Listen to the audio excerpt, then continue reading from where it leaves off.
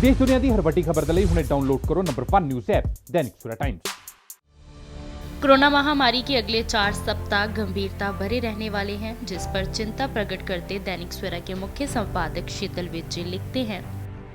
केंद्र सरकार ने बताया कि देश में कोरोना वायरस तेजी से फैल रहा है।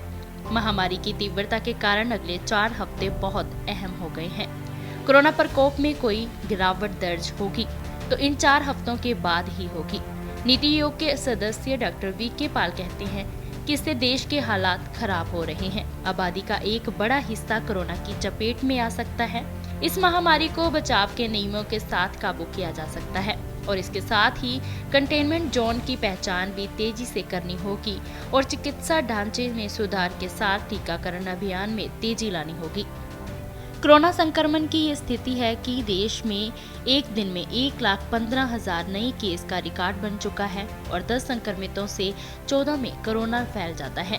पंजाब में कोरोना के 80% मामले यूके के वेरिएंट से संबंधित हैं। सूबे में एक दिन में 61 नई मौतें और 2,853 नए केस भी मिल चुके हैं। अब शहर के हर एंट्री पॉइंट पर नाके लगेंगे और लोगों के टेस्ट व चालान होंगे। क्यों हुआ ये कोरोना विस्फोट? इसके कारणों में सबसे बड़ा कि लोगों ने कोरोना चला गया कहकर उसे महत्वहीन करार दे हर तरह की सामाजिक अंतर की एहतियात बंद कर दी। भव्य शादियां, स्थानीय निकाय चुनाव, किसानों का चलता विरोध आंदोलन और इसके साथ ही 5 राज्यों में चुनाव की भीड़-भाड़, चुनाव रैलियों में कहने पर भी सामाजिक एहतियात का पालन न करना और अब महाकुंभ में जुटती हुई भीड़ और इसके बाद पंजाब के पास चिंतपूर्णी में अगले दिनों में लगने वाला मेला। दूसरी ओर टीकाकरण अभियान को भी तेज किया गया है और टीकाकरण के 80वें दिन 43 लाख टीके एक दिन में लगाने का रिकॉर्ड बन गया। अब आईएमए प्रधानमंत्री को सुझाव दे रही है कि 18 वर्ष से अधिक उम्र के लोगों को टीकाकरण की अनुमति मिल जानी चाहिए। सीरम इंस्टीट्यूट कहती है कि कोविशील्ड की डोज में 2.5 से 3 महीने का अंतर रखे तो असर 90% तक बढ़ता है, जबकि कोविड-19 वर्क ग्रुप के डॉक्टर नरेंद्र अरोड़ा इससे इनकार करते हैं।